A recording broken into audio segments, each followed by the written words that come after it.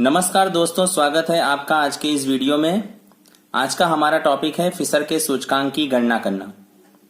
इससे पहले के भी दो वीडियोस में हमने लास्पेयर, पासे और फिशर के सूचकांकों के बारे में अध्ययन किया। आज का हमारा जो भी टॉपिक है ये थोड़ा सा डायरेक्ट ना होकर के इनडायरेक्ट तरह से है, तो पहले हमें इस पर से कुछ इंफॉर्मेशन निकालनी होगी, उसके बाद ही आगे सवाल को हम कर पाएंगे। तो यहां पर आप देख रहे हैं Gujarat higher secondary educational board का ये सवाल है। Class 12 subject state, chapter first 1.3 का 6th सम है। निम्नलिखित सूचना से वर्ष 2014 को आधार वर्ष लेकर वर्ष 2015 का फिशर के सूचकांक की गणना कीजिए। आप इससे पहले भी वीडियोस के माध्यम से समझ चुके हैं कि फिशर के सूचकांक को आदर्श सूचकांक भी कहा जाता है। तो यहां पर आप देख रहे हैं कि 2014 को आधार वर्ष लिया गया है और 2015 हमारे लिए क्या है, चालू वर्ष। यहां पर 5 वस्तुएं दी गई हैं A, B, C, D, E। 2014 का वर्ष, 2015 का वर्ष जो कि हमारे लिए आधार वर्ष है और 2015 हमारे लिए चालू वर्ष है। तो 2014 का मूल्य दिया गया है और कुल खर्च दिया गया है। 2015 का मूल्य दिया गया है और कुल खर्च दिया गया है। अच्छा, यहां पर मूल्य का मतलब क्या हुआ कि अगर हम 1 यूनिट खरीदते हैं तो हमें इतना रुपया चुकाना पड़ता है। इसमें भी अगर हम 1 यूनिट खरीदते हैं ए वस्तु का तो 120 रुपया चुकाना पड़ता है, इसमें 100 रुपया चुकाना पड़ता है। अब बात करते हैं ये 400 क्या दिया हुआ है, कुल खर्च। तो मैं आपको एक एग्जाम्पल के माध्यम से अच्छी तरह से समझाता हूं कि ये कुल खर्च क्या है। मान लीजिए कि आप 5 पेन खरीदने गए, ठीक है, जिसमें हर एक पेन की प्राइस 5 रुपए थी। तो आप अच्छी तरीके से समझ सकते हैं कि 5 पेन 5 रुपए की एक मिलती है, तो यानी अगर आप टोटल 5 पेन खरीदते हो 5 रुपए के भाव से तो आपको कुल कितने पैसे चुकाने होते हैं, 25 रुपीज। ठीक है, तो ये जो 25 है ये हमारे लिए क्या हुआ, कुल खर्च। ये जो 5 रुपीज है ये पर पीस प्राइस है। जो भी हम पीस खरीद रहे हैं ये पर पीस क्या है, प्राइस है, एक पेन की कीमत है। और टोटल जो हम खरीद रहे हैं वो हमारे लिए क्या हुई, मात्रा। ठीक है, मात्रा हो गया, मूल्य हो गया, तो हमें क्या मिल गया, कुल खर्च। यानी आप एक चीज नोटिस कर रहे हैं, यहां एक सूत्र डेवलप हो रहा है, एक फॉर्मूला डेवलप हो रहा है, मात्रा गुणे मूल्य बराबर में कुल खर्च। ठीक है, यानी कुल खर्च हमें कब मिलता है, जब हम मात्रा और मूल्य का क्या कर देते हैं, मल्टीप्लाई या गुणा कर देते हैं, तब हमें मात्रा और मूल्य का जो गुणनफल होता है वो क्या मिलता है, कुल खर्च के रूप में। लेकिन आप यहां क्या देख रहे हैं कि यहां पर हमारे पास मूल्य है, कुल खर्च है, मूल्य है, कुल खर्च है, लेकिन क्या हमारे पास मात्रा है, जबकि पिछले 2 सवालों में हमने देखा कि उसमें मात्रा और मूल्य दिया गया था। लेकिन यहां पर मात्रा के स्थान पर क्या दिया गया है, कुल खर्च। तो कुल खर्च से अगर हमें मात्रा ज्ञात करनी हो तो यहां पर हमने एक फॉर्मूला लिखा हुआ है, मात्रा इज इक्वल टू कुल खर्च बटे में मूल्य। आप इस पर से भी जा सकते हैं कि अगर आपको मात्रा चाहिए तो मात्रा इसी तरफ रखिए, कुल खर्च वहां पर तो था ही बराबर के उस तरफ, मूल्य का मात्रा के साथ में गुणा था तो बराबर के उस तरफ जाएगा, तो क्या हो जाएगा, भाग। तो यानी आप समझ गए कि ये सूत्र कैसे बना हुआ है।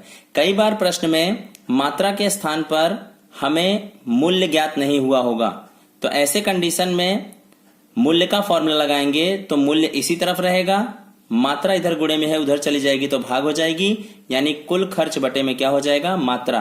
तो ये कुल खर्च बटे में मात्रा किसका सूत्र है, मूल्य का, और कुल खर्च बटे में मूल्य किसका सूत्र है, मात्रा का। तो यहां पर हमारे पास मूल्य तो दिया गया है परंतु मात्रा नहीं है, इसलिए हमें मात्रा का ही सूत्र लगाना होगा। तो हमने यहां पर मात्रा बराबर में कुल खर्च बटे में मूल्य, ये सूत्र हमने यहां पर लगा दिया है। चलिए आगे सवाल में बढ़ते हैं। तो जरा देखते हैं क्या क्या इंफॉर्मेशन दी गई, उसको फटाफट यहां पर लिख लेते हैं। तो आप देख रहे हैं कि आधार वर्ष का मूल्य, ये सब मैंने बना लिया है पहले से ही।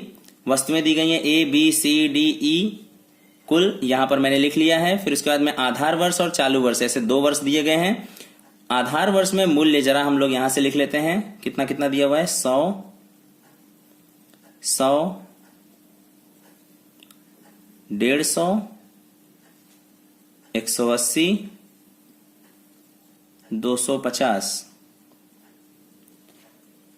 ये हमें आधार वर्ष के क्या मिल गए हैं? मूल्य।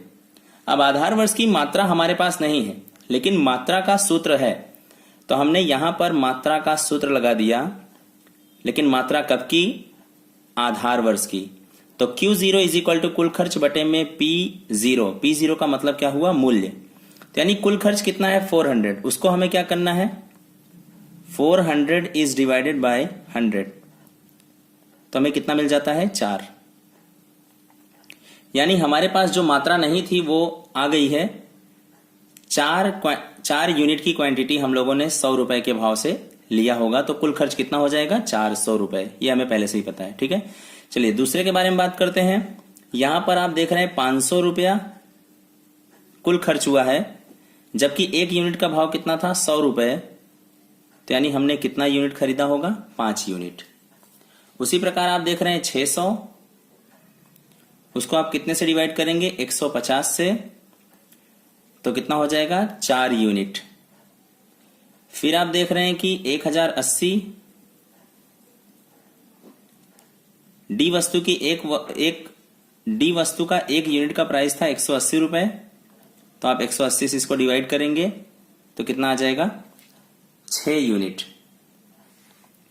फिर आप देख रहे हैं ई वस्तु के पीछे कुल खर्च कितना हुआ है आधार वर्ष में? 1000, जिसको हम 250 से डिवाइड करेंगे, क्योंकि एक वस्तु की मूल्य था 250 रुपए।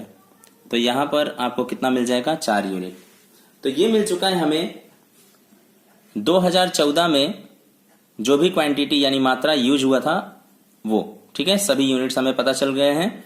अब हम बात करते हैं चालू वर्ष की। चालू वर्ष में मूल्य सबसे पहले लिख लेते हैं 120, 120, 160, 160, 200 और लास्ट में 300। ये हमारे पास मूल्य आ चुके हैं। अब जरा देखते हैं मात्रा। मात्रा तो हमें दी नहीं गई है, उसके स्थान पर क्या दिया गया है? कुल खर्च। तो फिर से हमें वैसे ही निकालना पड़ेगा। 720 को 120 से डिवाइड करेंगे, 600 को 120 से डिवाइड करेंगे, 800 को 160 से डिवाइड करेंगे, 1000 को 200 से और 1200 को 300 से। तो आइए लिख लेते हैं 720 इज डिवाइडेड बाय 120, तो कितना आ जाएगा? 6 यूनिट। फिर 600 इज डिवाइडेड बाय 120, कितना आ जाएगा? 5। 800 इज डिवाइडेड बाय 160, कितना आ जाएगा? 5 यूनिट। 1000 इज डिवाइडेड बाय 200, तो मिल जाएगा 5 यूनिट। 1200 इज डिवाइडेड बाय 300, तो मिल जाएगा 4। ठीक है, तो हमारे पास आधार वर्ष का मूल्य, आधार वर्ष की मात्रा, चालू वर्ष का मूल्य, चालू वर्ष की मात्रा ज्ञात हो चुकी है। अब जरा देखते हैं बगल में हमें क्या ज्ञात करना है। P1 Q0 P0 Q0 यानी 1000, P1 Q1 P0 Q1 यानी 1101। ठीक है, ये लास्ट ईयर के लिए है और ये पास ईयर के लिए। अगर हमें फिशर के सूचकांक को डायरेक्ट निकालना है तो यहां पर हमने सूत्र लिखा हुआ है सिग्मा P1 Q0 अपॉन में सिग्मा P0 Q0 गुणे सिग्मा P1 Q1 अपॉन में सिग्मा P0 Q1। बाहर क्या रहेगा? 100 और इसके ऊपर रूट रहेगा। चलिए तो फटाफट इसको निकाल लेते हैं। P1 Q0, P1 Q0 just बगल में, तो 120 मल्टीप्लाई बाय 4 कितना आ जाएगा? 480। 12 पंचे 60 यानी 600, 16 चौके 64 यानी 640 और 200 गुणे 6 यानी 1200, फिर 300 गुणे 4 यानी 1200। इसका कैलकुलेशन कर लेते हैं, जोड़ लेते हैं। 480, 600, 640, 1200 और 1200, तो मिल जाता है 4120। ये क्या मिल गया हमें? Sigma P1 Q0। राइट। फिर दूसरी कॉलम है P0 Q0 की।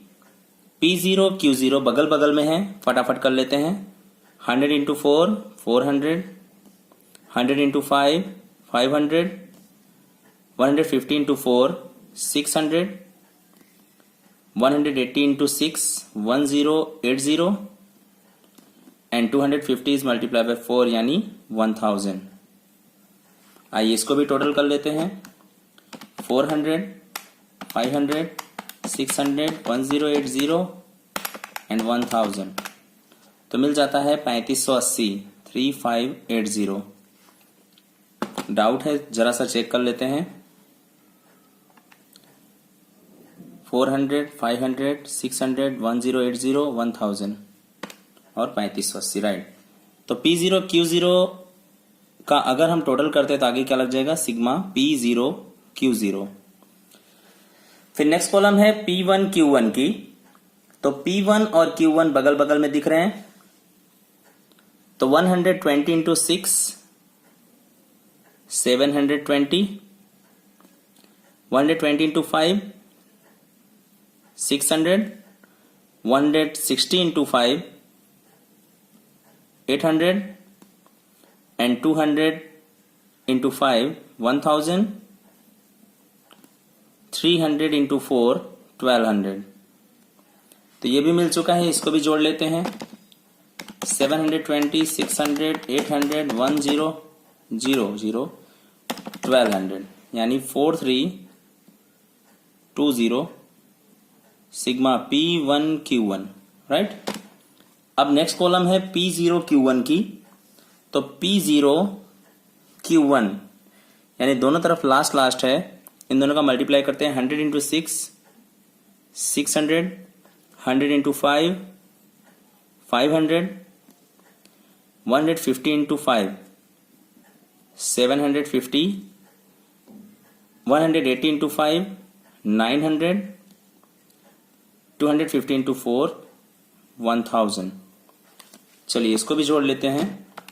600, 500, 750, 900 और 1000, तो मिल जाता है 3750 सिग्मा P0 Q1 1101 और यहां पर हो गया 1000। तो हमारे पास सूत्र में अप्लाई करने के लिए सभी चीजें उपलब्ध हैं। चलिए सूत्र में लिख देते हैं।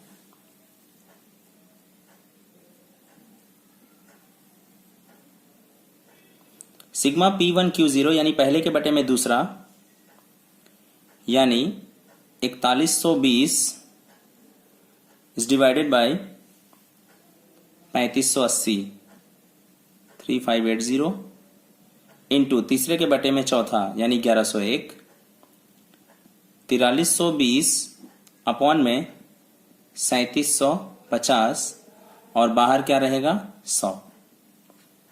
चलिए अब जरा इसका कैलकुलेशन आगे बढ़ाते हैं। तो आप देख रहे हैं कि 4120 को 3580 से भाग करना है, या तो फिर आप क्या कर सकते हैं 4120 को 4320 से गुणा कर दीजिए, फिर उसके बाद में इन दोनों का गुणा करके फिर उससे डिवाइड कीजिए। लेकिन सबसे ज्यादा बेटर क्या रहेगा कि बारी बारी से कर लेते हैं। 4120 को डिवाइड करते हैं 3580 से, तो हमें मिल जाता है 1.151, राइट, क्योंकि 8 के पहले क्या है 0, तो वो 1 बढ़ जाएगा। उसी प्रकार 4320 को डिवाइड करते हैं 3750 से, तो हमें मिल जाता है 1.152, राइट। जो भी आंसर आता है उसका रूट निकालेंगे, उसके बाद में 100 से गुणा करेंगे। चलिए तो 1.151 को गुणा करते हैं 1.152 से, जो भी आंसर आया हुआ है उसका क्या निकाल देते हैं अंडर रूट, तो हमें मिल जाता है 1.1515, राइट। और उसको 100 से मल्टीप्लाई कर देते हैं। तो 100 से जो भी देखो इन दोनों का मल्टीप्लाई किया, जो आंसर आया उसका रूट निकाला। अब जो आंसर आया है उसे हमें क्या करना है 100 से मल्टीप्लाई कर देना है। तो 100 से गुणा कर देते हैं, तो हमें मिल जाता है 115.15, ठीक है। तो ये क्या हो गया आदर्श सूचकांक। और अर्थघटन में कहा जाए तो आप देख रहे हैं कि इसमें से अगर 100 माइनस करेंगे यानी आधार वर्ष का सूचकांक घटाएंगे तो हमें कितना मिल जाएगा, 15.15% की वृद्धि हुई है। ठीक है, आशा करता हूं कि आपको ये पूरा वीडियो समझ में आया होगा। अगर वीडियो आपको अच्छे से समझ में आ रहा है, सवाल अच्छे से समझ में आ रहा है, तो वीडियो को लाइक कीजिए, चैनल को सब्सक्राइब कीजिए। धन्यवाद।